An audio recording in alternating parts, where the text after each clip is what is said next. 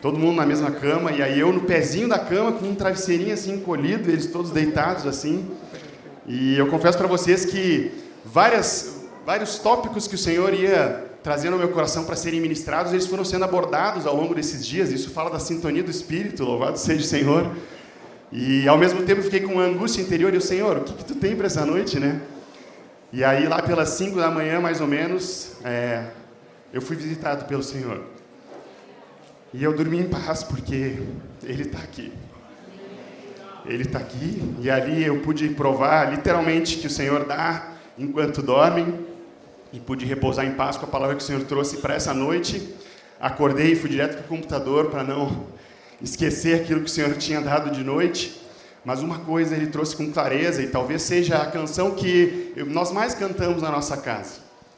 E eu queria encorajar que nós todos começássemos a cantar junto, e a minha voz já de choro já não vai dar direito, mas o Senhor está aqui, amém? Deus está aqui, tão certo como o ar que eu respiro, tão certo como a manhã que se levanta, tão certo como eu te falo e podes me ouvir. Mais uma vez. Deus está aqui. Te exaltamos, Senhor. Tão certo como o ar que eu respiro,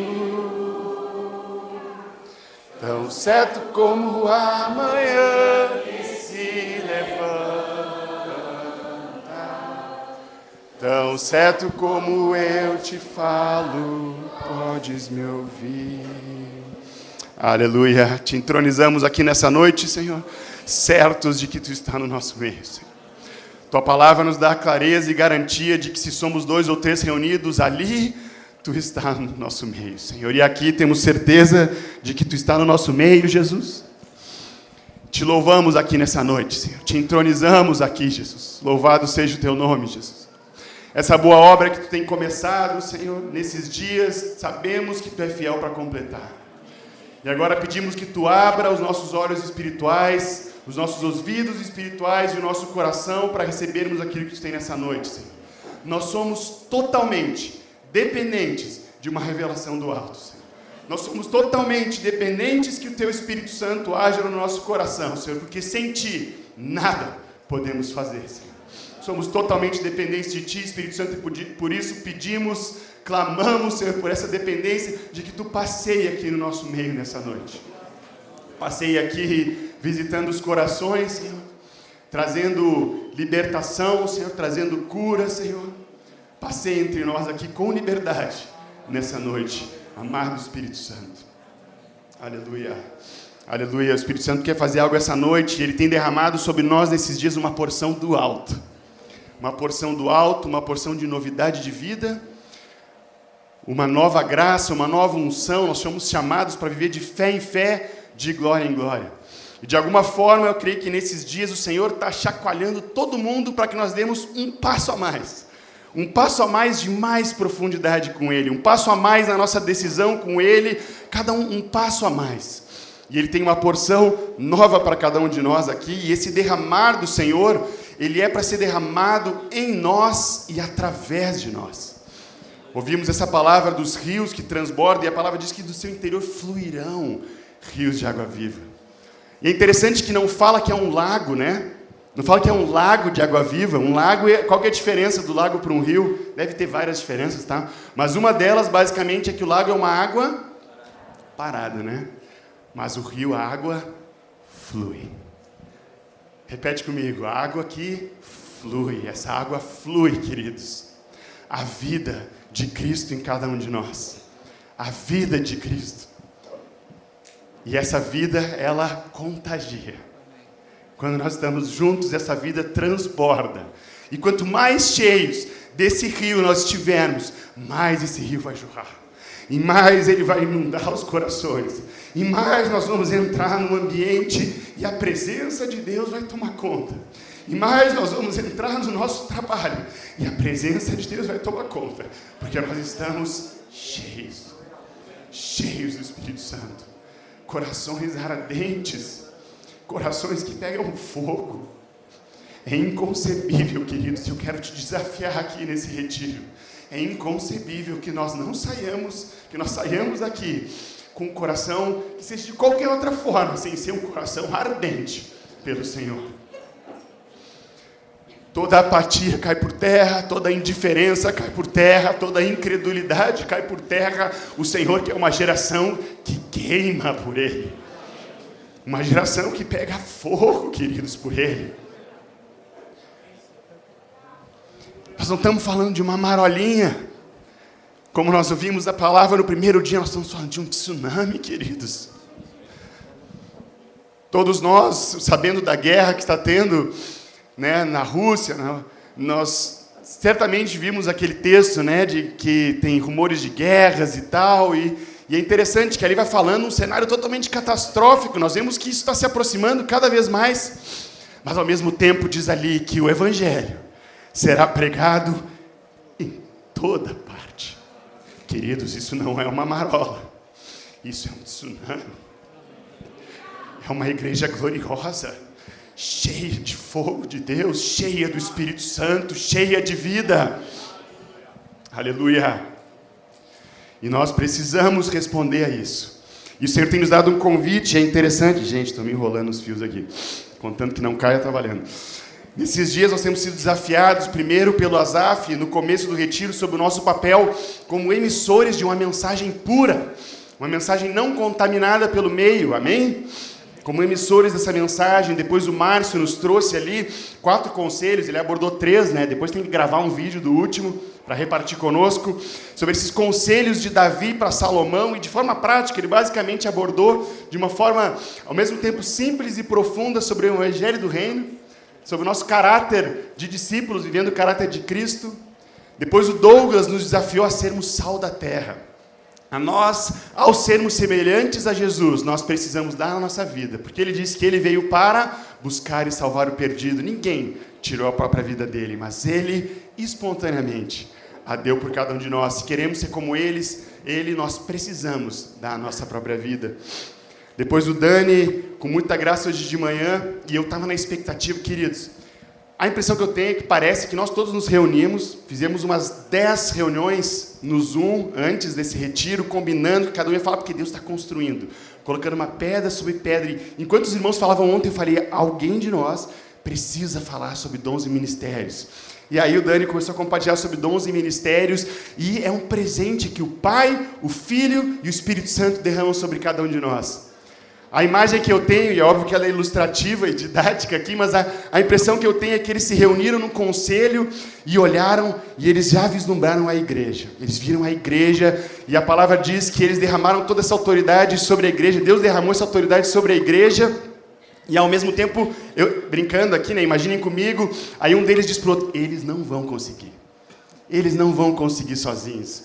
Então já sei, e aí o Espírito Santo diz, eu vou derramar dons sobre eles, palavra de conhecimento, de sabedoria. Aí brincando aqui, aí o pai diz, mas eu também quero derramar. E aí em Romanos 12 nós vimos outra lista, e aí o filho diz, não, mas vamos estabelecer uns como apóstolos, profetas, evangelistas e mestres.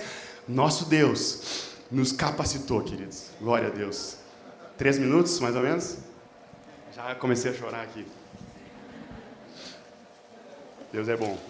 Um dia eu termino sem chorar aqui. De fato, o Senhor, Ele tem construído algo nesses dias, uma pedrinha de cada vez, uma pedrinha de cada vez. E eu creio que o Senhor, Ele tem urgência, uma urgência do alto, de que nós respondamos a isso de uma forma mais enfática, mais real e mais prática a esse chamado do Senhor. As pessoas, querido, no mundo, elas estão desesperadas. Há uma roupagem de que está tudo bem, há uma vestimenta de que está tudo tranquilo, mas por dentro elas estão desesperadas, ansiosas, deprimidas, estressadas. E nós temos a resposta. Nós temos a única resposta. Jesus, a esperança da glória. Nós temos a resposta para um mundo decaído que carece da glória de Deus. E se de alguma forma ao pregar o evangelho, tu chega na frente daquela pessoa dura, incrédula, ou seja, como ela for, e tu vê, mas essa pessoa parece que não precisa. A palavra diz que todos carecem da glória de Deus. Nenhum escapa disso. É por isso que nós pregamos com ousadia, porque no fundo, por trás de tudo aquilo, existe uma necessidade daquilo que cada um de nós tem. Melhor, de quem cada um de nós tem aqui. Cheios de Jesus, transbordando da vida de Cristo. E eu confesso para vocês que um dos maiores mistérios para mim, assim, e sabe aquelas coisas que tu tem a impressão de, eu quero perguntar para Deus quando eu chegar no céu? Uma delas para mim é, Senhor, por que tu decidiu contar com a gente? Eu vou perguntar para ele. Porque era muito mais fácil se ele tivesse decidido fazer tudo sozinho. É ou não é? Muito mais fácil. Ou talvez ele podia mandar os anjos, né? Velho Testamento, ministério de anjos. Inclusive tem um texto que diz que essa missão que nos foi dada como igreja, os anjos anelam, eles anseiam por essa missão que nos foi dada à igreja. Então esse comissionamento que o Senhor está reunindo 70 cidades distintas e enviando para todo esse Brasil, ele é algo que é sobrenatural. Porque eu realmente confesso para vocês que eu acho que Deus não precisava da gente, mas Ele decidiu nos incluir no propósito eterno dEle. Eu acho que Ele não precisava mesmo, mas Ele decidiu contar com cada um de nós, com a disposição, com o coração, com a disponibilidade de cada um de nós. E é claro que esse chamado ele é para toda a igreja, mas há um chamado específico e característico para os jovens. É interessante um material que eu li de um irmão chamado Wendell Smith, e ele diz o seguinte: os jovens contagiam o resto do povo. As atitudes deles influenciam o restante do povo. Na fogueira do espírito de reavivamento que Deus quer trazer, os jovens são como os gravetos que vão acender a lenha mais grossa. Quem aqui já teve a oportunidade de fazer uma lareira ou um fogo com lenha? Já experimentou começar, o pessoal do sul? Todos só os amarelinhos levantaram a mão, né? A minha amarelinha tá ali, tá, gente? Mas ela tá meio apertadinha aqui, daí eu vim com a outra. Depois eu pôr. Quem já fez um fogo sabe que não tem como começar uma lareira com um nó de pinho. É ou não é? Nó de pinho é aquela lenha grossa que ela dura a noite toda. Quando o nó de pinho pega fogo, ele vai durar a noite inteira, vai esquentar a noite inteira. Mas é quase impossível, para não dizer impossível, tu começar um fogo com um nó de pinho. Tu precisa do quê? Do graveto. Tu precisa de algo que pegue fogo e esse fogo contagie. Queridos, o que vocês acham que vai acontecer? Se vocês voltarem nas congregações de vocês, nas famílias de vocês, no local onde tem as famílias de vocês cheios de fogo, o que vai acontecer? Vai queimar. Vai queimar, queridos. Há uma expectativa diante de Deus dessa nossa volta. Não podemos ficar apáticos diante do que Deus está nos chamando para vivermos, queridos. Nós precisamos arder.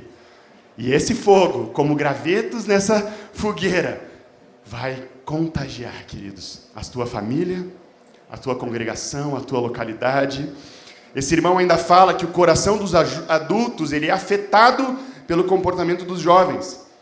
A energia canalizada dos jovens, e tem vários textos para isso que eu estou lendo, não vou abrir aqui, mas a energia canalizada dos jovens libera vida e alegria na igreja. Jovens constituem a força da igreja de hoje. A geração jovem constitui a liderança da igreja de amanhã. Esse irmão falando várias características. E eu creio que todos aqui têm visto nesses dias, cujo nosso tema é gerações, que há, sim, esse convite para que nós demos um passo além, assumindo essa responsabilidade. Queremos ser usados por Ele, amém? Claramente estamos sendo designados, convocados, comissionados, mas a pergunta é como? Como nós vamos reagir a isso, né? E eu, de certa forma, quando estava meditando e orando sobre esse retiro, e quando vi os outros preletores, eu me enxerguei como uma geração no meio. Não sei se faz sentido isso.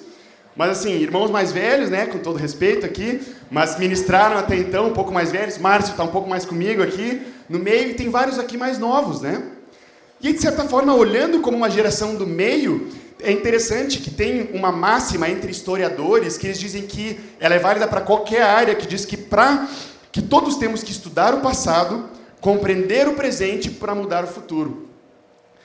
E aí eu me coloquei assim, parece que eu estou no meio dessas duas gerações aqui, aí eu olhei para trás, olhei para frente, e eu queria, com vocês, se Deus permitir, e de uma forma muito simples, mas ao mesmo tempo com muito temor, eu queria trazer para vocês 4 observações, 4 características, 4 atitudes práticas que nós precisamos ter para sermos homens e mulheres de Deus.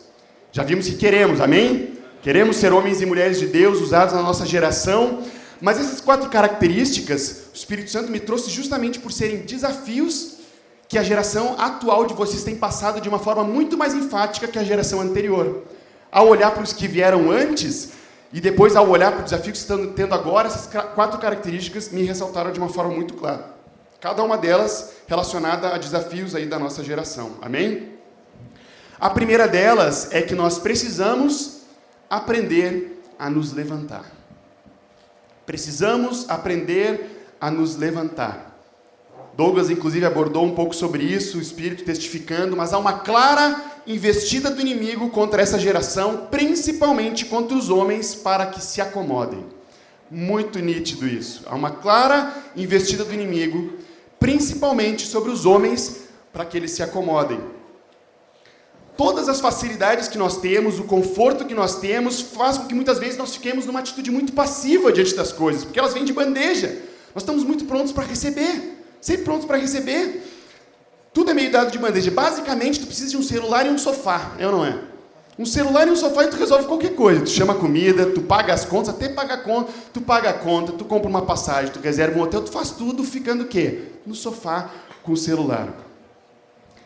Não preciso nem mais pegar minha carteira agora, porque está no celular também. Olha as facilidades, é Netflix, é Amazon Prime, é Disney Plus, é HBO, não sei o quê. Olha quanta coisa para que nós fiquemos aonde?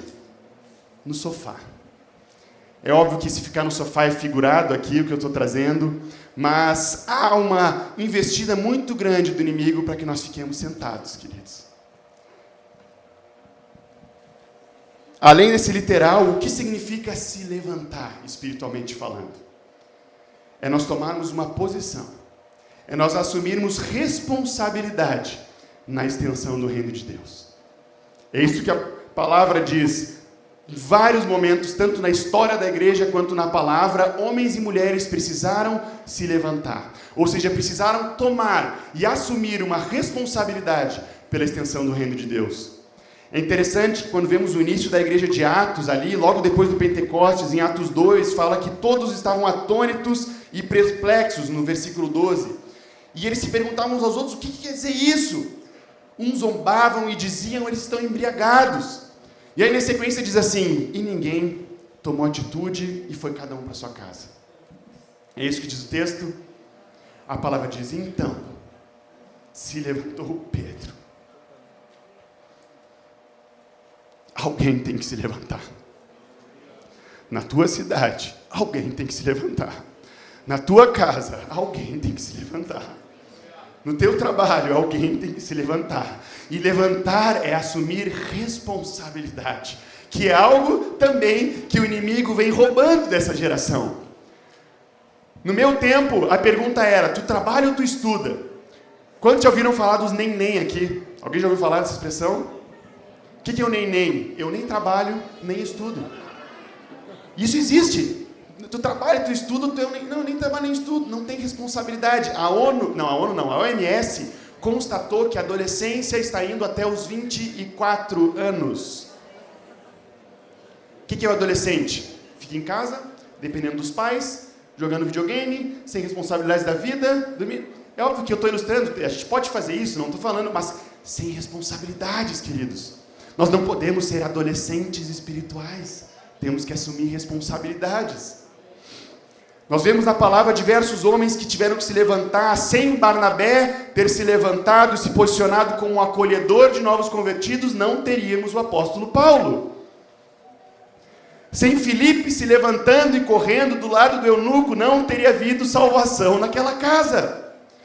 Sem Raabe se levantando e acolhendo os espias na terra de Jericó, não teríamos tido o rei Davi. Alguém tem que se levantar. Sem Lutero se levantando, talvez nós não teríamos a Bíblia na nossa língua de hoje. Sem Wesley se levantando, talvez nós não teríamos uma revolução na Inglaterra, como houve há séculos atrás. Sem Moisés e Erasmo se levantando lá no sul, talvez nós não estaríamos aqui. Queridos, há uma convocação para que nós assumamos responsabilidade na extensão do reino de Deus. Vocês não têm ideia do que Deus pode fazer através da vida de vocês, se essa atitude for tomada. E de fato, o inimigo também não tem, e é por isso que ele investe tanto contra os jovens e as crianças. Antes que nós tenhamos um libertador do povo do Egito, matem as crianças. O mesmo aconteceu com Jesus. Há uma investida muito forte nas crianças, nos adolescentes e nos jovens, para que não se tornem guerreiros, homens e mulheres de Deus com coragem de assumir responsabilidade. Mata antes de virar soldado.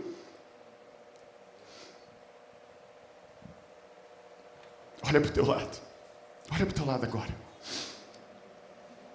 Tu não sabes se tu não está sentado do lado do próximo Moisés, Paulo, Estevão. Tu não sabe porque o que Deus plantou na vida do teu irmão, queridos, nem olhos viram, nem ouvidos ouviram, nem jamais penetrou no coração humano. Mas a palavra nos diz a sequência: mas o Espírito o revelou.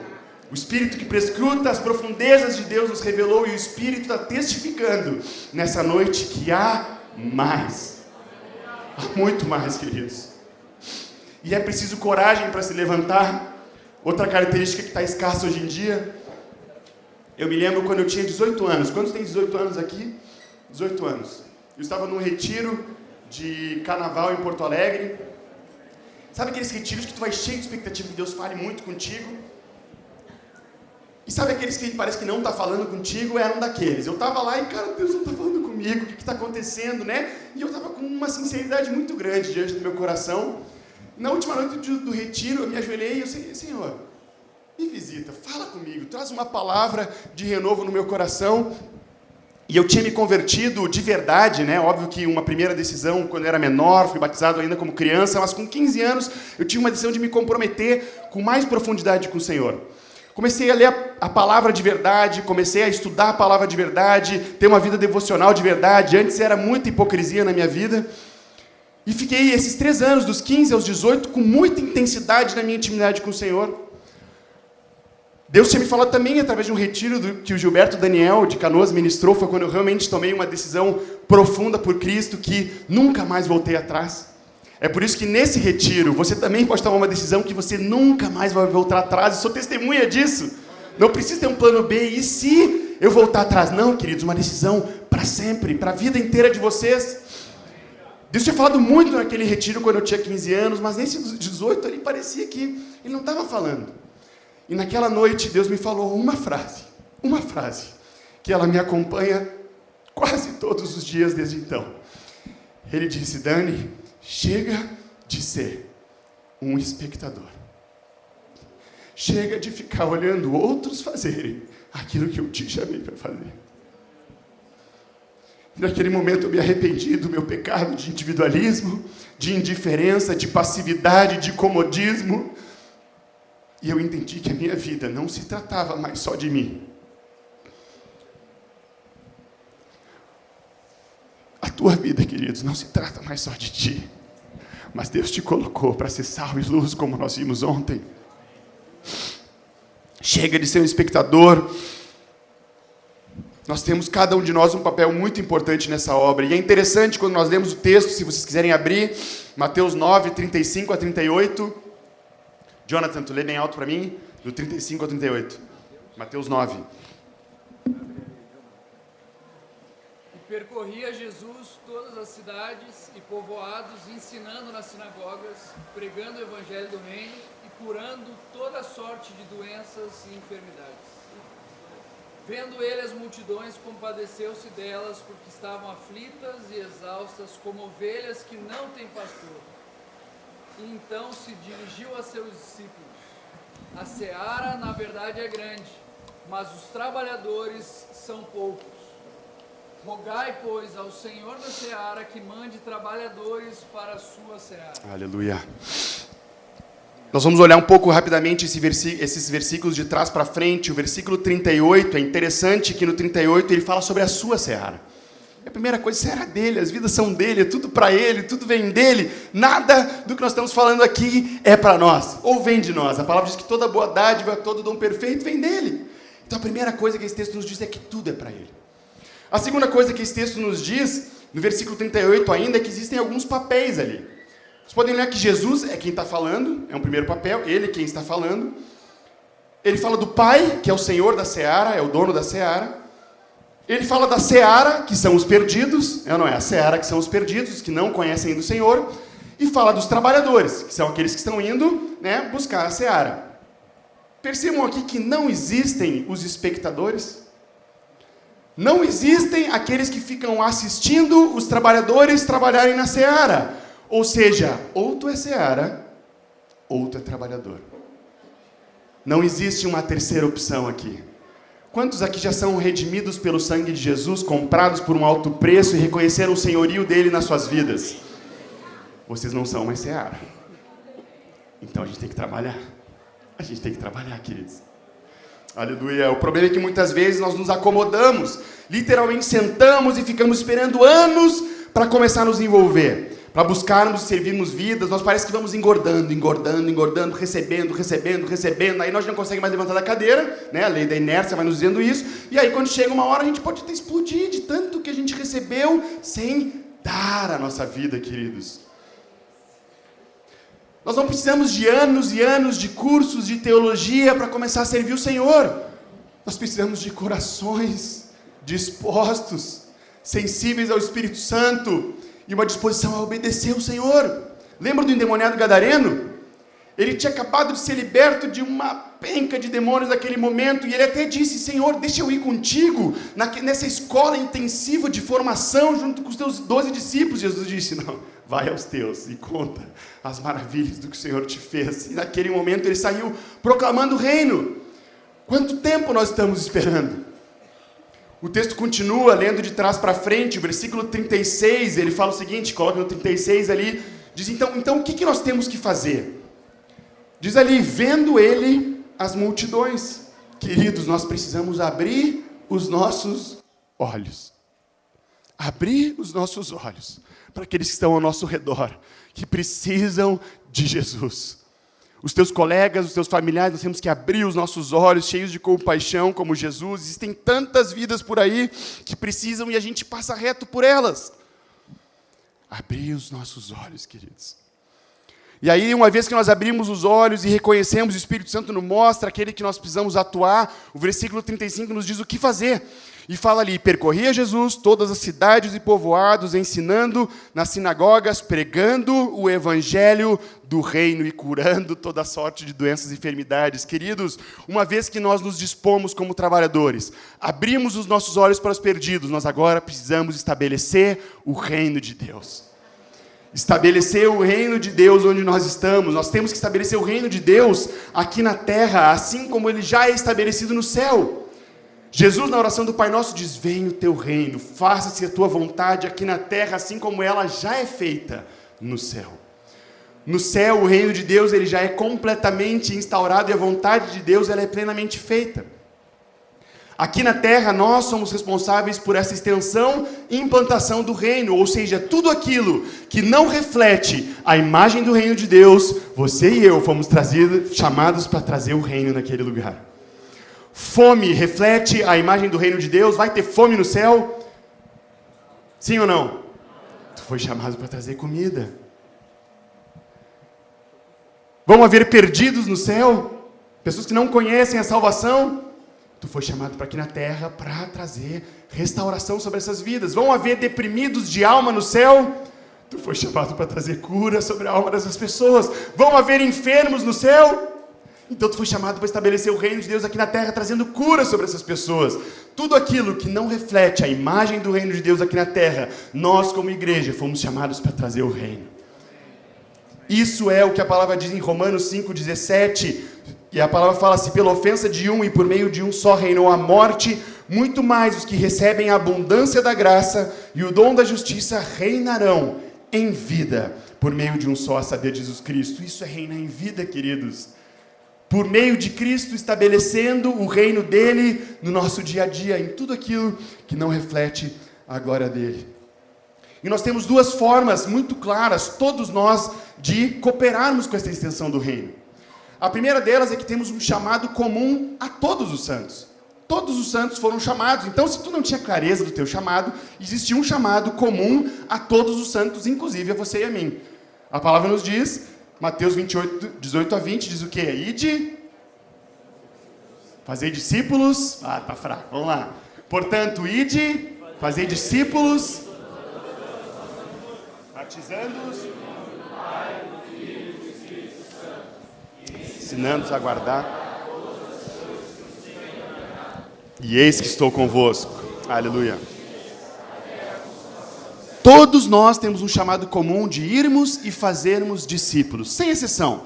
Pregarmos o evangelho, irmos e fazermos discípulos, sermos testemunhas, recebemos poder para isso. Atos 1:8 diz, recebereis poder ao descer sobre vós o Espírito Santo e sereis minhas testemunhas. Mateus, acabamos de ler, 1 Pedro 2:9 também diz que nós somos raça eleita, sacerdócio real, nação santa, povo de propriedade exclusiva de Deus, a fim de proclamardes as virtudes. Nós temos um chamado comum, queridos, irmos e fazermos discípulos. Todos fomos chamados para isso. Um dia eu estava almoçando com um jovem e eu perguntei para ele, querido, tu tem carga por cuidar de vidas, por ir fazer discípulos? E esse jovem me respondeu, não, eu estou esperando uma palavra de Deus. E aí eu respondi para ele, eu disse, ele já disse, vai e faz discípulos de todas as nações. Ele já disse, ele já nos comissionou. Não podemos ser seletivos em alguns versículos da palavra. Não, esse é para mim, esse não é para mim. Ele já disse. Ele não disse, vai quando tu tiver tal idade e faça discípulos. Ele não disse, vai quando tu tiver tal capacitação e faça discípulos. Ou quando tu tiver tal condição financeira e faça discípulos. Ele disse, vai e faça discípulos. Uma vez, teve uma época que nós fizemos vários evangelismos em tendas lá em Porto Alegre, e iam muitas pessoas no bairro do Jari. Cadê a galera do Jari aí?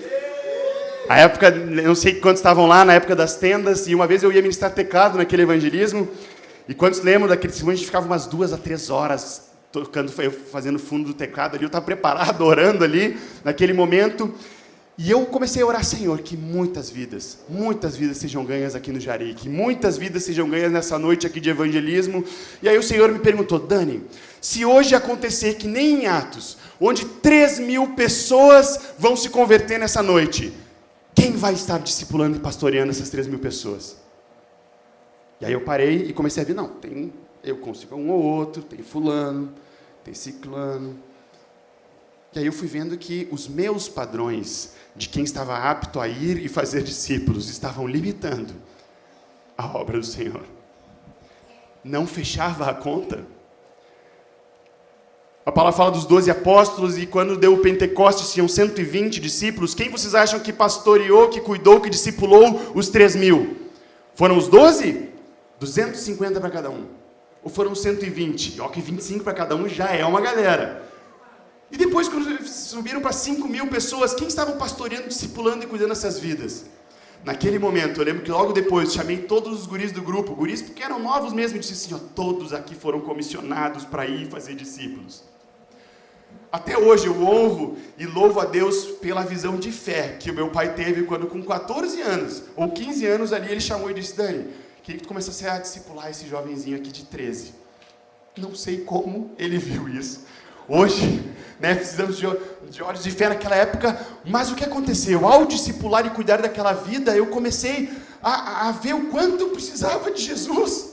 Eu comecei a ver, cara, como é que eu vou dizer para ele ler a Bíblia se eu não estou lendo? Como é que eu vou sair para evangelizar com ele se eu não estou tendo essa prática no meu dia a dia? Eu comecei a crescer. Basta nós estarmos alguns passos na frente na caminhada com Cristo, e nós já nos dispomos para cuidar dos nossos irmãos. Não precisamos esperar a escola de formação, nós temos que nos dispor, queridos. Se você estava na dúvida que é um chamado de ti para ir fazer discípulos, seja a proclamação para ganhar vidas para Cristo, ou pastorear, discipular essas vidas, o Senhor já disse, vai. Amém? Amém.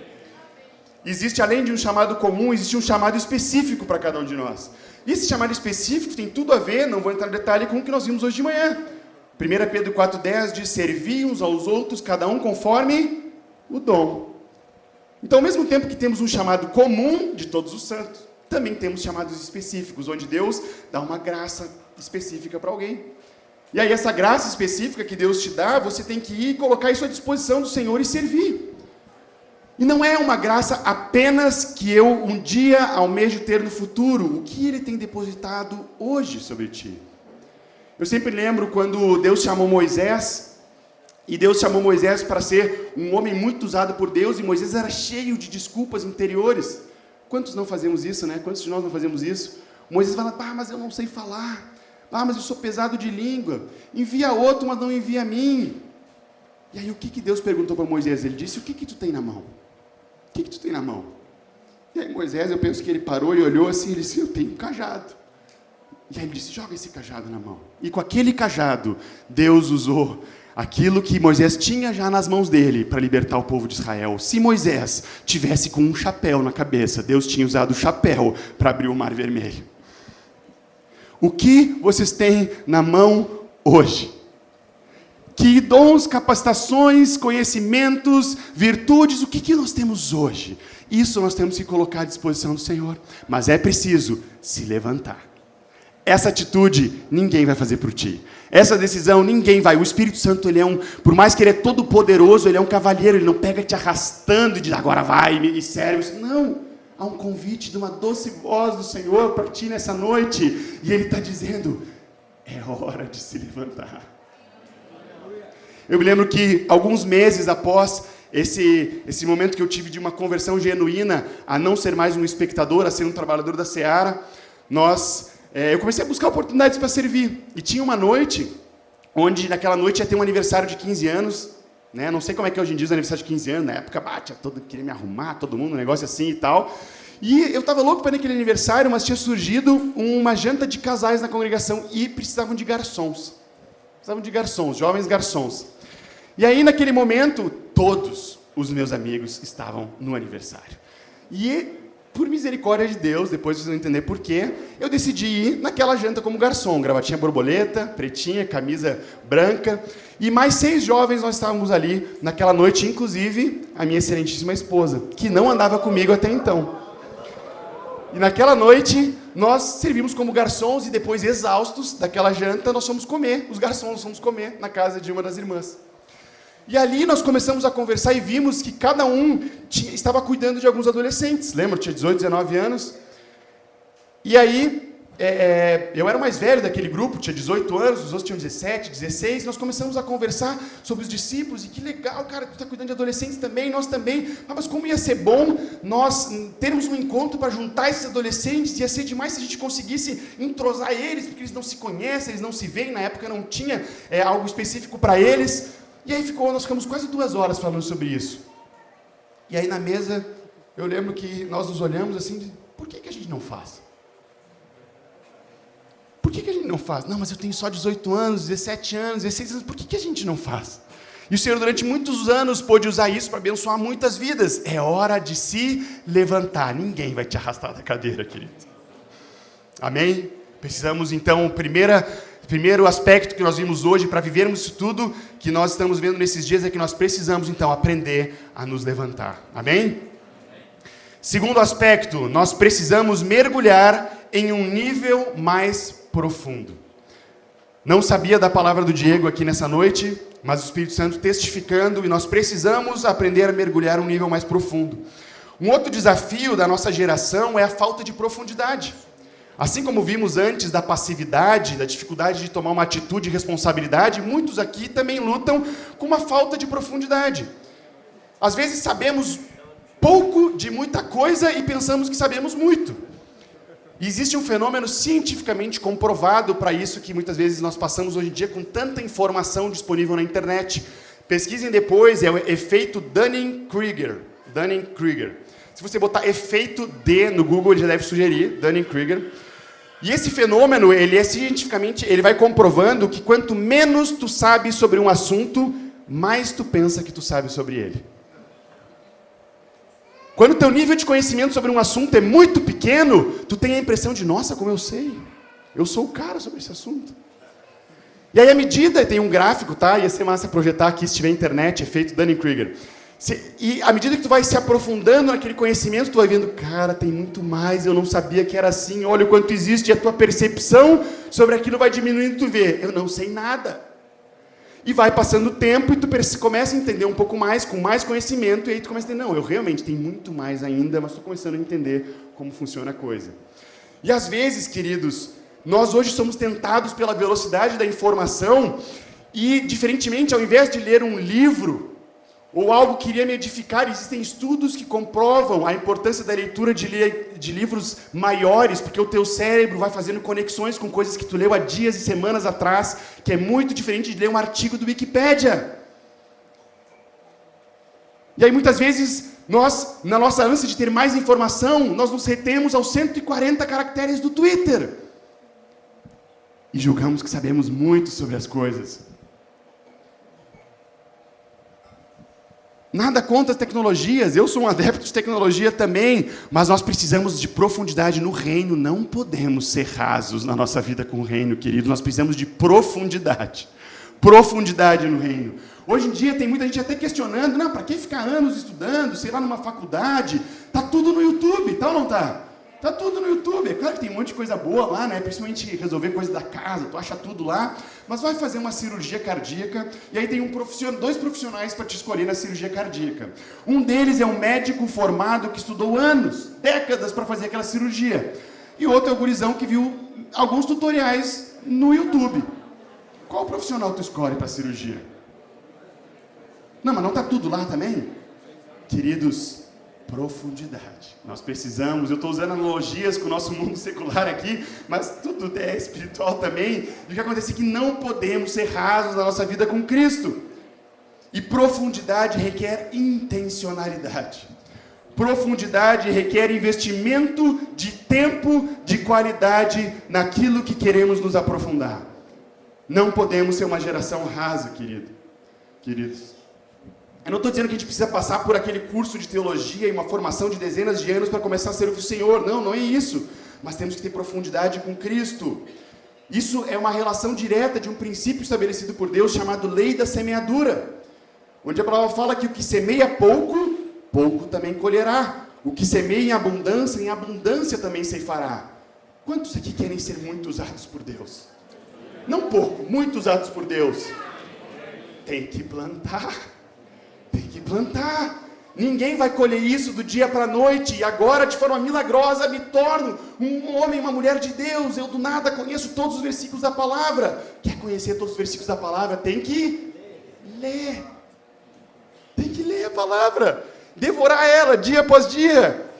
O vô Erasmo, ele tem uma frase que sempre me vem à memória, que ele diz: leva tempo e esforço ser um homem de Deus.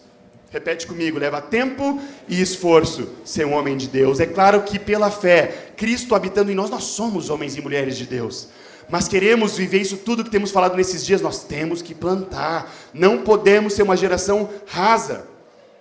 Paulo mesmo fala, olha o nível de plantio dele, ele diz: eu me gastarei e me deixarei gastar.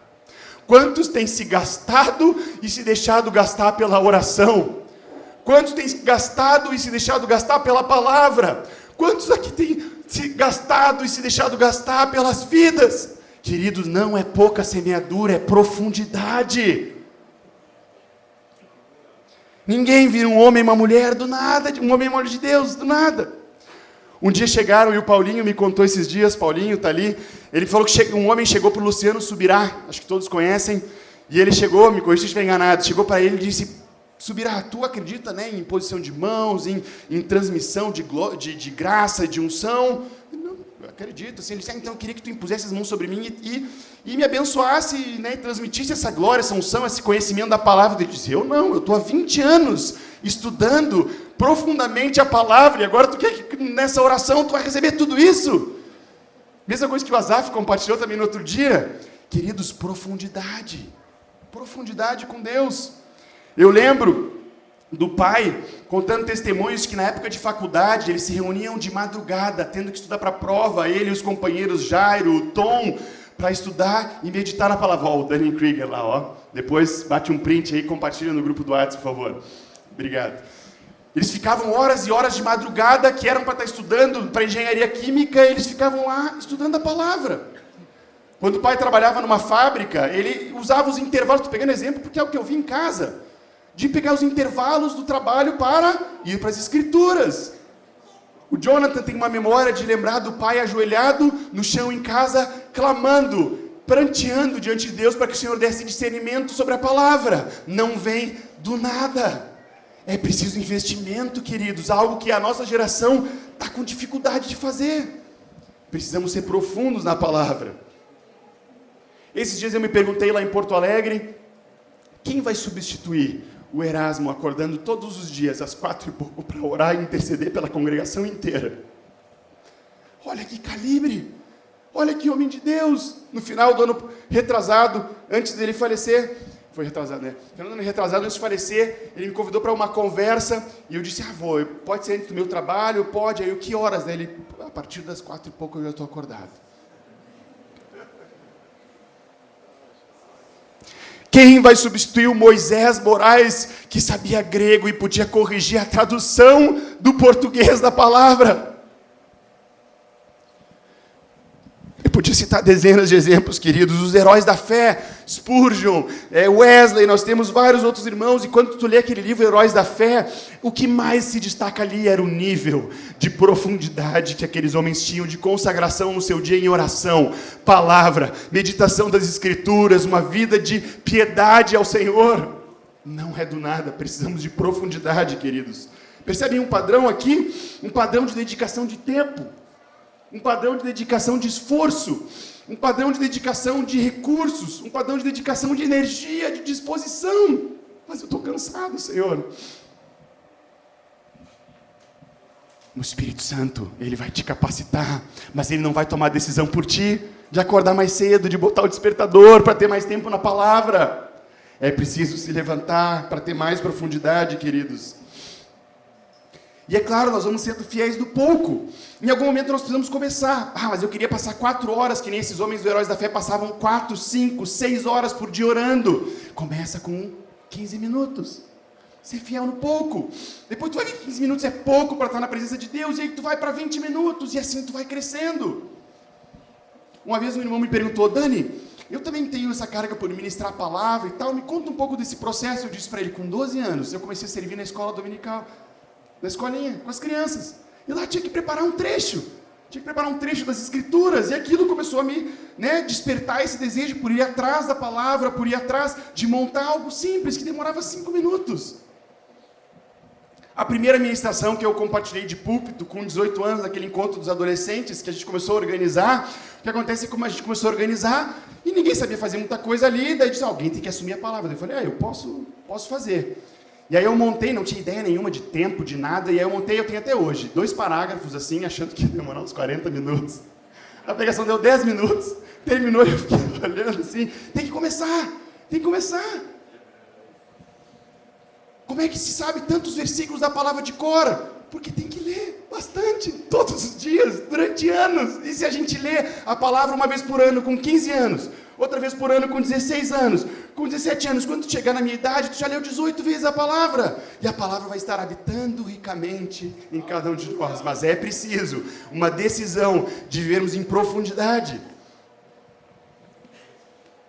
E tem vários exemplos práticos, que eu não vou entrar no detalhe, de como podemos nos aprofundar. Vida de santidade, consagração, devoção ao Senhor. Tempo de devocional intencional, de qualidade na oração, na palavra, no louvor, na adoração. O Márcio trouxe ontem, no jejum. Estudem a palavra. Busquem outras leituras para complementar esse estudo, queridos. Pratiquem o seu chamado, como vimos de manhã, sobre os dons e ministérios. Isso tudo vai fazendo com que a gente ganhe profundidade. Aproveitem o corpo para ter mais profundidade. Andando com pessoas de mais maturidade, se grudem em homens e mulheres de Deus. Vejam nas suas congregações locais, eu quero ser que nem aquele homem, te gruda naquela pessoa, almoça com ela, janta com ela, bebe daquela fonte. Nós precisamos, queridos, de mais profundidade. E isso vem com um nível muito além do que nós temos vivido, do que eu tenho vivido hoje de consagração, de dedicação ao Senhor. E é claro que é Ele quem vai fazer, Ele vai operar, Ele vai transbordar, Ele vai nos lembrar da palavra, mas a decisão, ela parte de cada um de nós. Amém, queridos? Quanto tempo temos passado diante das Escrituras? Mas eu não tenho muito tempo, Dani. E aí, se eu te perguntar, coloca no grupo do WhatsApp ali agora, de todo o retiro, quantas séries tu viu nos últimos 2 meses? Ninguém precisa colocar. Não é falta de tempo. Não é falta de tempo. É falta de prioridade, queridos.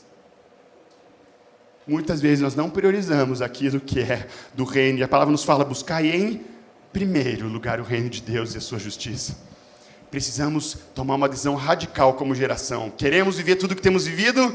Precisamos nos levantar, em primeiro lugar. E, em segundo lugar, viver uma vida de muito mais profundidade do que temos vivido hoje. Amém? Os 2 últimos tópicos, eu queria pegar essa profundidade e entrar, dar um zoom nela em 2 aspectos que eu julgo que são essenciais. Eu creio que o Espírito também tem o Espírito, como Paulo fala, de que nós precisamos nos aprofundar. O texto de Mateus 22 e 29 diz o seguinte: errais não conhecendo as Escrituras, nem o poder de Deus. Então nós precisamos agora, o terceiro e o quarto ponto é nos aprofundar nas Escrituras e no poder de Deus. E por que eu trouxe isso, né? Esses 2 tópicos? Porque também é um desafio da nossa geração entendermos que nós precisamos dos 2. Não é um, não é outro, é os 2. Mas eu sou mais reformado. Meu negócio é escrituras e sola script e não sei o que, é só palavra, e aí eu menosprezo o poder do Espírito Santo. Cai o risco de cair no legalismo, na frieza, na religiosidade. Não, meu negócio é só mais pentecostal, é unção, é graça, o Espírito Santo, é o fogo de Deus. Sem a palavra eu posso cair o quê? Em heresias, em hipermisticismos e sentimentalismos, julgando que aquilo é espiritual. Não é um ou outro, é os 2. Nós precisamos ser profundos na palavra e ser profundos no poder do Espírito. Queridos, cheios da palavra, cheios do poder. O mundo ainda não viu o que Deus pode fazer através de homens e mulheres cheios da palavra e cheios do Espírito Santo. O Jonathan trouxe um exemplo que é como se fosse um trilho e uma locomotiva. O trilho é a palavra e a locomotiva é o poder do Espírito. Vocês percebem que um não tem como funcionar sem o outro? O Espírito sempre trabalha junto com a palavra. A palavra vai dando trilho, vai mostrando para onde ir, e o poder do Espírito vai nos impulsionando para chegarmos aonde a palavra está nos apontando. Na palavra, queridos, um desafio da nossa geração, então indo para esse terceiro tópico, que é a profundidade na palavra. A palavra nos diz, em 1 Coríntios 3, 1-2, Paulo ali, parece que ele está desabafando, ele diz: eu, porém, irmãos, não vos pude falar como a espirituais, e sim como a carnais, como crianças em Cristo, leite vos dei a beber. Não pude dar alimento sólido para vocês, porque vocês não podiam suportar. Sabem uma característica do leite? O leite sempre vem através de outra pessoa. Sempre crianças, elas são alimentadas, e eu tenho 3 experiências de causa, são sempre alimentadas por outra pessoa. Queridos, é um desafio da nossa geração, uma geração acostumada com palavras prontas, com vídeos prontos, com palavras mastigadas por outros, inclusive é leite espiritual, queridos. E eu não estou dizendo nada contra recebermos através dos outros, é claro que o corpo edifica o corpo, mas, queridos, nada melhor do que ouvir da fonte. Nada melhor do que tu ter intimidade com Deus e Deus falar contigo através das Escrituras. Isso é alimento sólido. Podemos receber dos outros, mas não podemos receber só apenas pelos outros. Precisamos ter uma conexão, intimidade direto com o Senhor, meditando nas Escrituras, buscando na palavra, onde nós bebemos direto da fonte, queridos.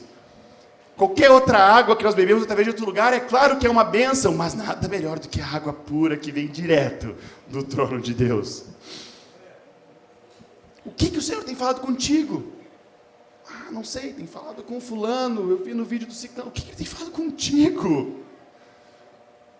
Precisamos ouvir a voz de Deus, queridos. A palavra é uma carta de amor escrita pelo Senhor com o sangue de Jesus em todas as páginas, e nós não lemos uma carta de amor, né? Hoje ninguém lê uma carta, né? Mas na época que a tia e eu namoramos, nós trocávamos muita carta, porque ela gostava, né? Não é porque não tinha celular, tá? Não tinha WhatsApp, mas tinha SMS, mas a gente trocava carta porque ela gostava. E quando ela recebia uma carta, ou eu recebi uma carta dela, o que você acha que eu fazia? Depois eu leio. Era isso? Ou eu lia uma vez, que legal, eu guardava. Eu lia. E lia de novo. E lia de novo. E lia de novo. Olha o que ela escreveu. Eu acho que ela realmente quer casar comigo. Eu acho que ela está apaixonada, ela não vai desistir naquela hora. Até o casamento eu estava na dúvida. Tem certeza que tu vai entrar nessa? A palavra é uma carta de amor para cada um de nós. Eu não posso ler ela, já li hoje de manhã meus 3 capítulos. Não, eu leio, eu releio, eu devoro ela, eu me aprofundo nelas, queridos. Habite ricamente em vós a palavra de Cristo. Toda a Escritura é inspirada por Deus e útil para ensino, para repreensão, para correção, para edificação na justiça. E como nós podemos ser profundos na palavra? Primeira dica, ler a palavra de forma sequencial, de cabo a rabo, do início ao fim. Ah, Dani, mas eu não consigo entender tudo, não tem problema, lê. Pensa comigo. O Nilcinho trouxe esse exemplo que eu achei sensacional. Quando tu vai tomar um café da manhã e tu pega aquele pão francês, e aí aquele pão francês é assim delicioso. Acertei o nome, né, galera? Retiro nacional aqui. Depois eu explico. Tu pega aquele pãozinho e tu diz assim, agora eu vou saborear esse pão. As minhas amigas agora estão começando a degustar esse pão. E os aminoácidos agora dele, eu estou começando a absorver os nutrientes. É isso que tu faz? Tu faz o quê? Tu saboreia o pão. Tu come o pão. Tu se enche da palavra. Tu vai enchendo. E o Senhor vai te enchendo. E sabe o que acontece? O Espírito Santo vai te lembrar da palavra, porque tu está cheio dela. Quando tu mais precisar, Ele vai te lembrar. O que acontece é que muitas vezes, Efésios 6, e o pai gosta de trazer esse exemplo, né? Ali diz que a palavra de Deus ela é a espada do Espírito. E muitas vezes, diante da tentação, da dificuldade, da provação, o Espírito Santo que habita em ti vai procurar a palavra dele e ele acha um cortadorzinho de unha. Ele acha um canivetinho de bolso. Porque não está habitando ricamente em ti a palavra. E aí tu diz, mas eu não sei o que fazer agora. Precisamos nos encher da palavra, queridos. Cheios da palavra, amém? Leia do início ao fim, 1 vez, 2 vezes, 3 vezes. E os versículos, de forma sobrenatural, o Senhor e o Espírito Santo vai te lembrar. No momento oportuno, amém? Além de ler do início ao fim, pare para meditar na palavra. E aí meditar, nada a ver com misticismo, com zen, meditar é tu. Aí sim, agora pegar aquele trecho. O que o Senhor está falando aqui? O que Ele quer ministrar no meu coração? E aí tu não vai fazer isso com o livro de Juízes inteiro, vai ser um trecho específico da palavra onde tu começa a meditar naquilo. Aprofundar na palavra, memorizar a palavra, uma outra dica, decorar. O Davi agora, nós estamos num projeto ali que toda semana ele decora um versículo. Toda semana ele decora um versículo. Cara, quando esse guri tiver 15, 20 anos, quantos versículos ele vai saber? Glória a Deus, louvado seja a palavra, habitando ricamente. Está sendo legal para mim, né? Porque toda semana, vamos próximo da vida. Aí eu vou lá, isso aqui eu não sei ainda. Então assim, tem que habitar. E aí por isso que nós precisamos começar, sabe quando? Hoje. Ah, Dani, mas eu passei anos sem fazer isso. Começa hoje. Porque começando hoje, o Senhor ele vai construindo na tua vida essa profundidade na palavra. Sempre é tempo, queridos. Nosso Deus não está limitado no tempo. Ele não está preso no tempo. Então o tempo que se chama é tempo de profundidade na palavra. Além de ler a palavra, de meditar, de memorizar, estudar a palavra.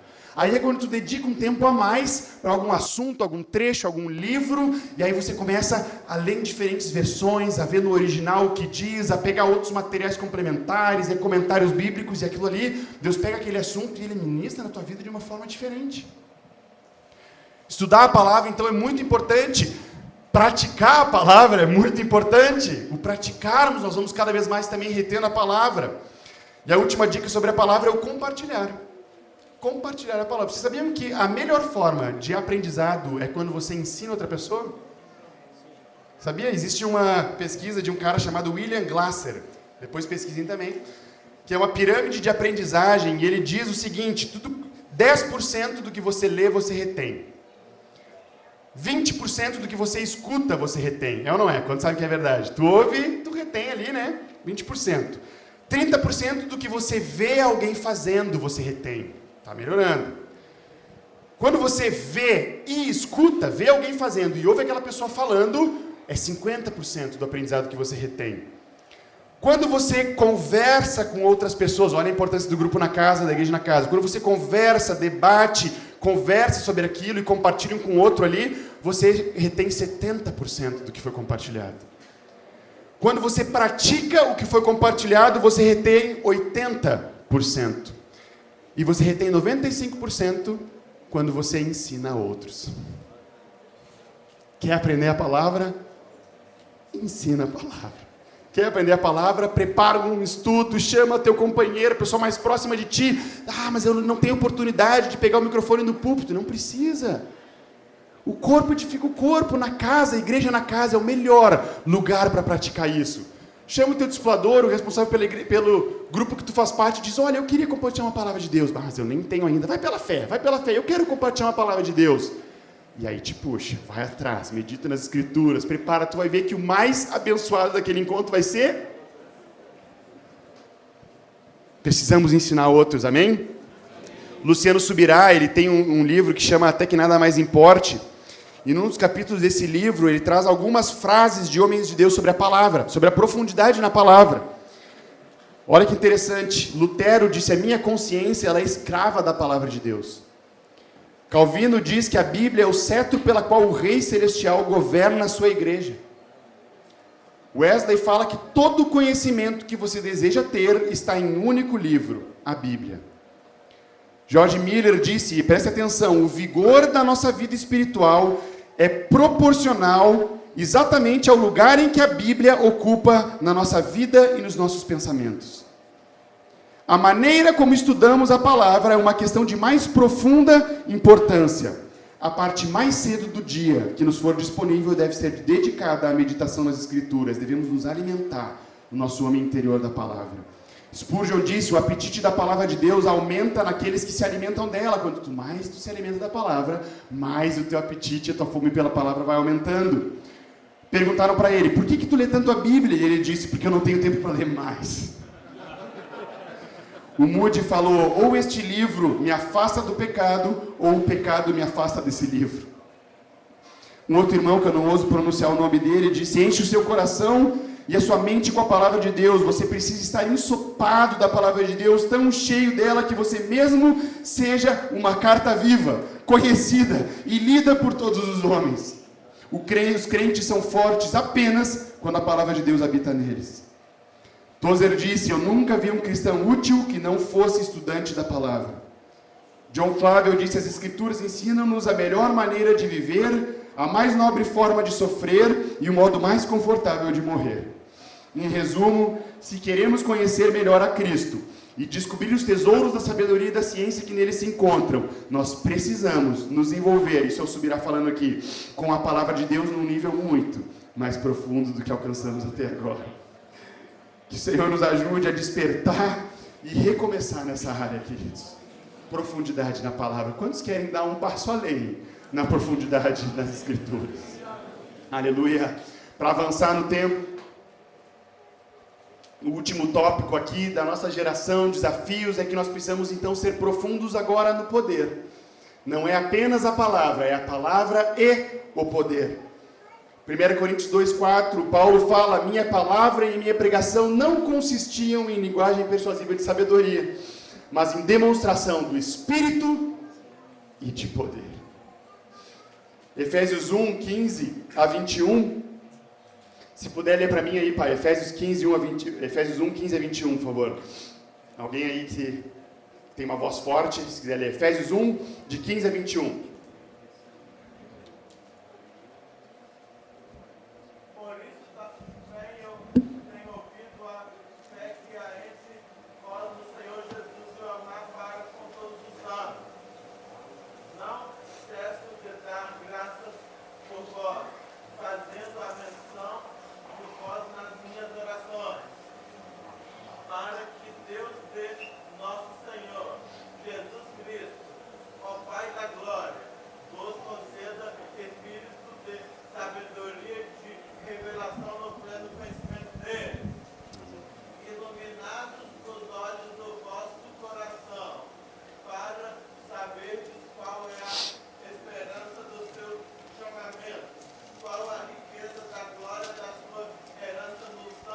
Amém.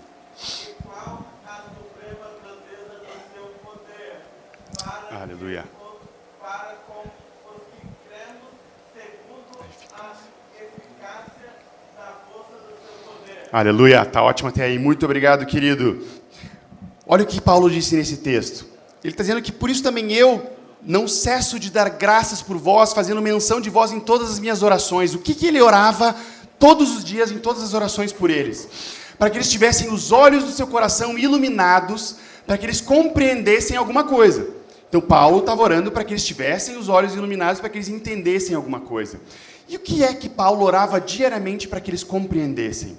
Qual é o tamanho da suprema grandeza do seu poder para com os que cremos? Paulo não orava para que eles recebessem mais poder. Paulo orava para que eles tivessem os olhos do seu coração iluminados para compreenderem o poder que já habitava neles através da maravilhosa pessoa do Espírito Santo. Nós precisamos ter os olhos do nosso coração iluminados para compreendermos esse poder que foi derramado. Atos 1:8 fala que esse poder ele é justamente derramado pela pessoa do Espírito Santo, queridos. E muitas vezes nós queremos, Senhor, derrama mais poder, derrama mais poder. O que acontece é que Ele já derramou o Espírito Santo sobre a tua vida. O que nós precisamos é deixar o Espírito Santo se manifestar com mais liberdade em nós e através de nós.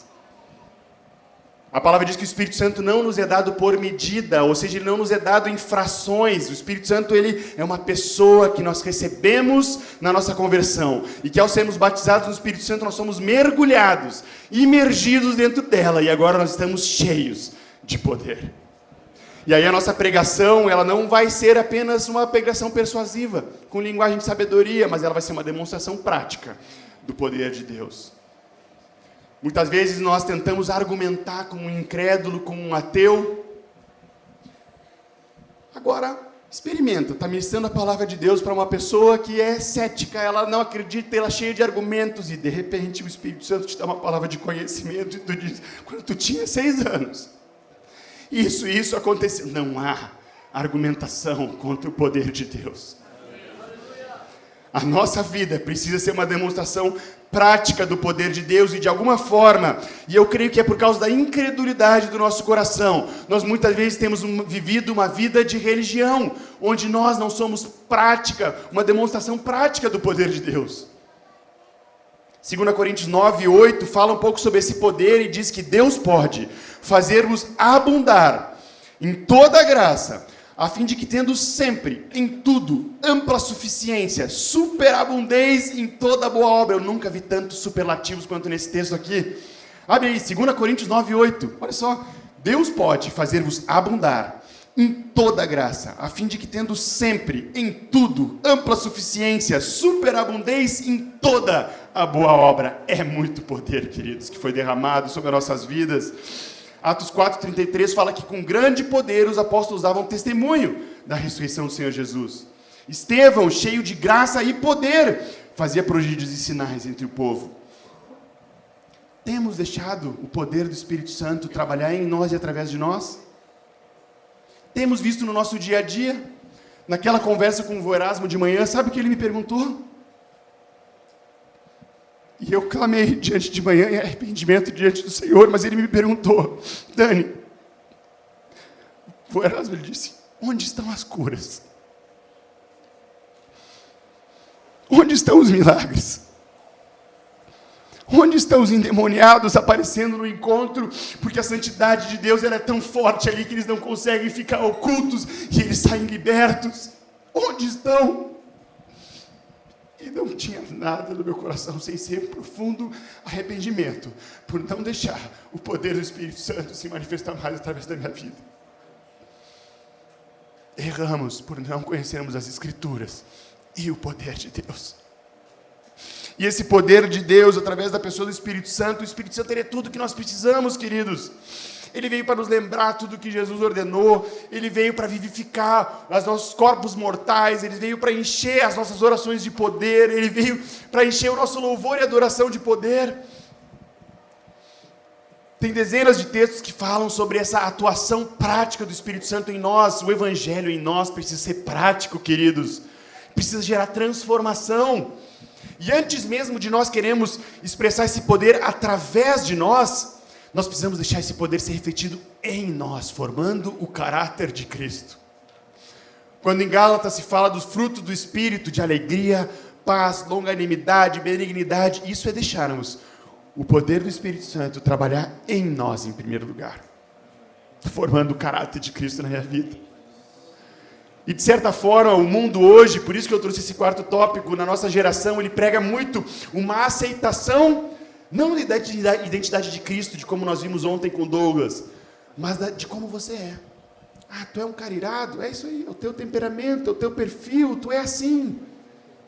Ah, agora eu desisto de mexer essa área na minha vida, porque eu sou assim. E eu preciso ainda me aceitar assim. Não, queridos, tu precisa morrer e deixar o Espírito Santo viver no teu lugar.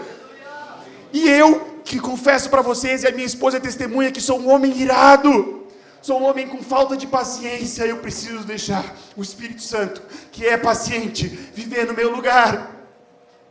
Não há como eu me tornar nem um pouco melhor do que eu sou.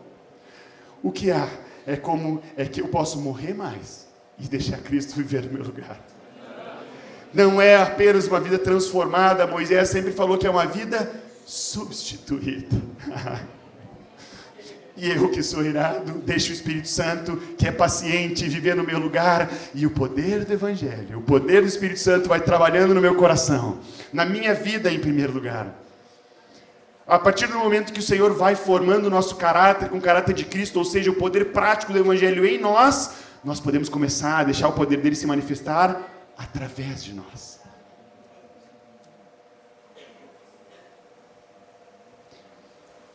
Muitos aqui têm aceitado pecados na sua vida. Seja porque acham que não conseguem mudar, seja porque é difícil demais, ou porque tudo te leva a crer que tu é assim mesmo. Eu nasci assim e morri assim, tem uma música até, né? Mais antigos. Ah, eu nasci assim, eu sou assim. Mas o Espírito Santo habita em ti, ele é poderoso para aquela área mais profunda do teu ser, que parece que não tem mais escapatória, e o poder dele, agora ele vai atuar em ti, e nessa noite o Senhor, ele está curando, ele está trabalhando. Ah, mas eu não consigo vencer a impureza, mas o Espírito, ele é santo, e ele habita em ti, e ele já venceu. E aí agora eu desisto de tentar na minha própria força, eu digo, Senhor, eu não consigo, então vive por mim. E ele diz, era isso que eu estava esperando.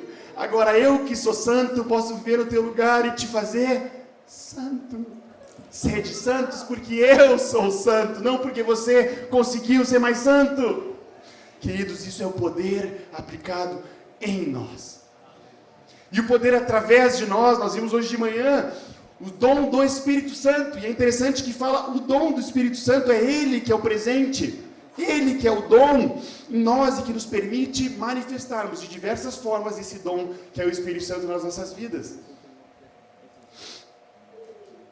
Muitas vezes podem refutar os nossos argumentos, podem refutar até mesmo nossas convicções, porque cada um, hoje em dia, tudo é relativo, cada um tem a sua, mas ninguém refuta o poder de Deus.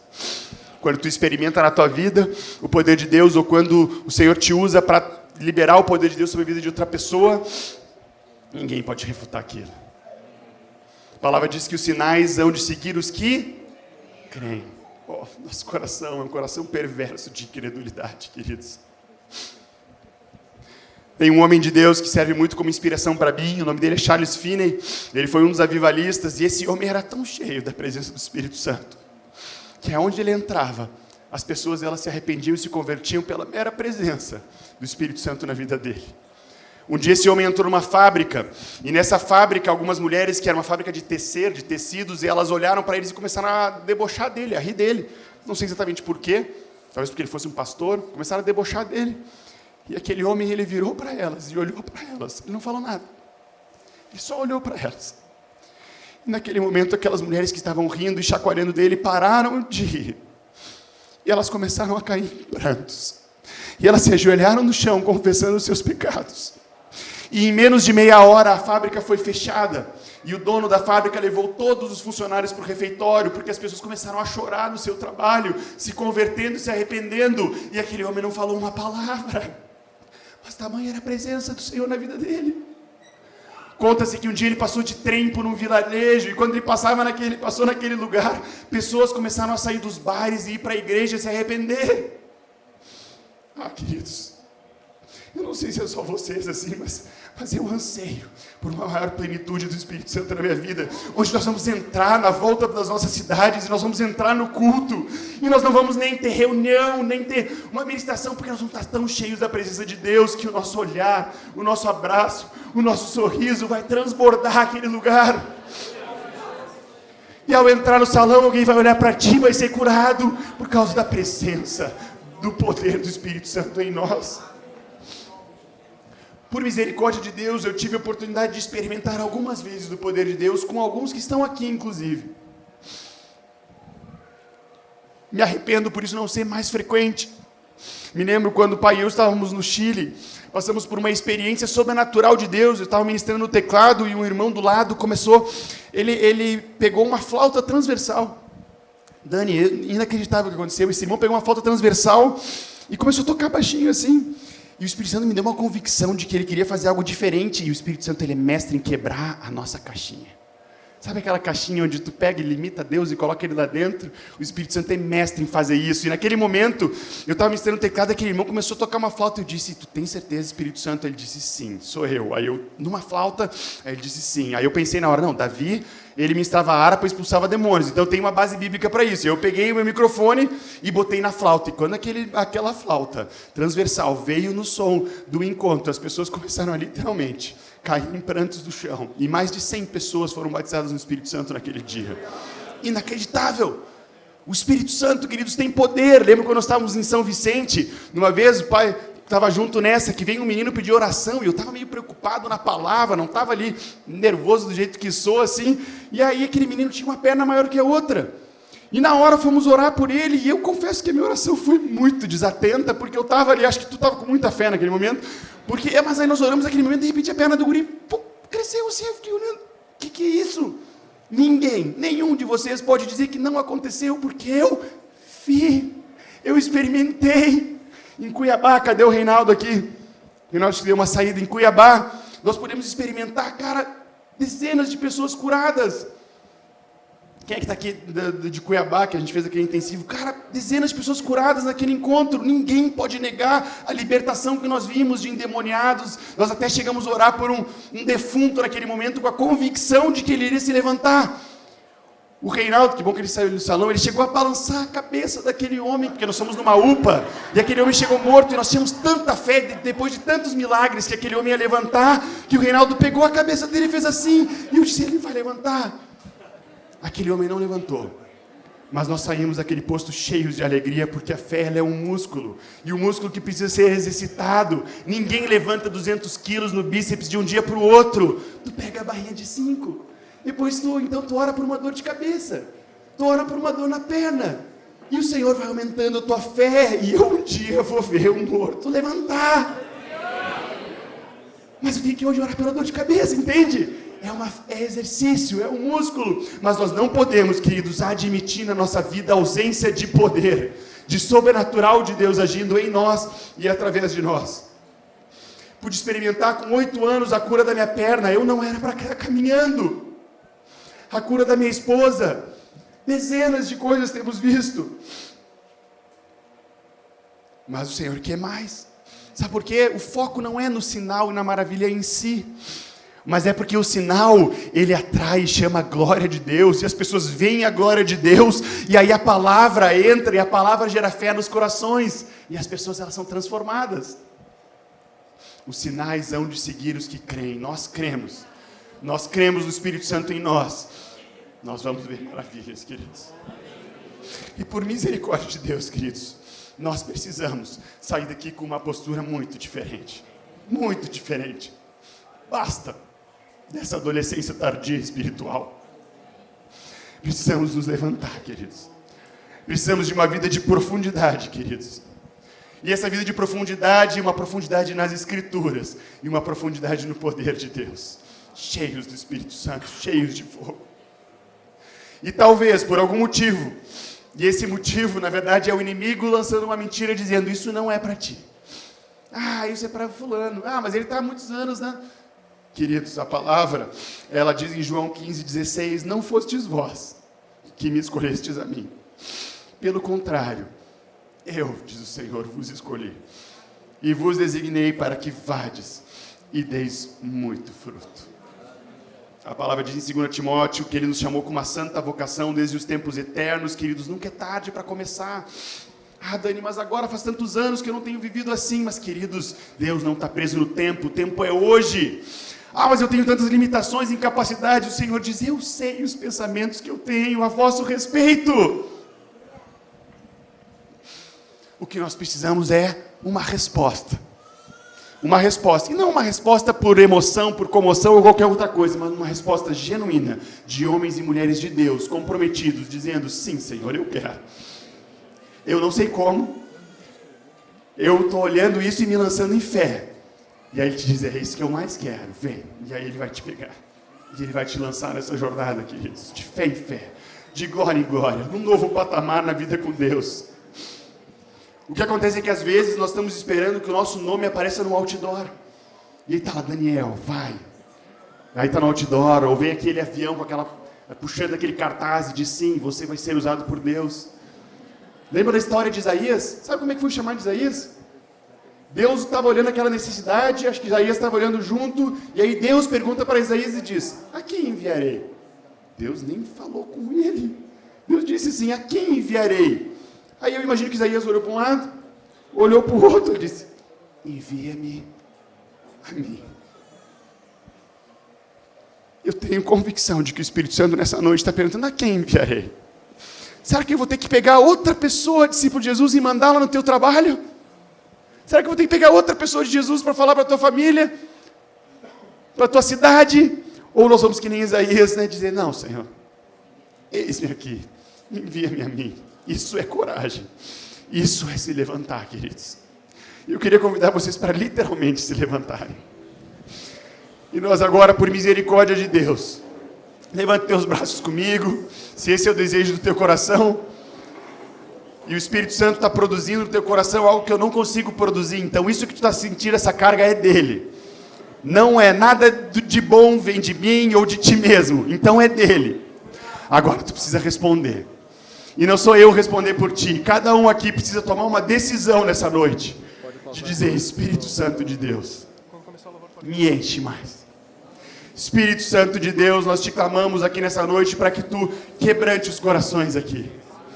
Espírito Santo de Deus, nós te clamamos para que tu gere no nosso coração e no meu em primeiro lugar um arrependimento genuíno por não estar vivendo na plenitude do teu Espírito. Por não estar vivendo essa abundância, Senhor. A palavra diz que tu veio para nos dar vida, e vida em abundância. Não é qualquer vida, queridos, é uma vida cheia do Espírito Santo. Cheia do Espírito Santo. Começa a abrir tua boca agora e, com as tuas palavras, renovar a tua decisão por Ele. É a hora de se levantar, queridos.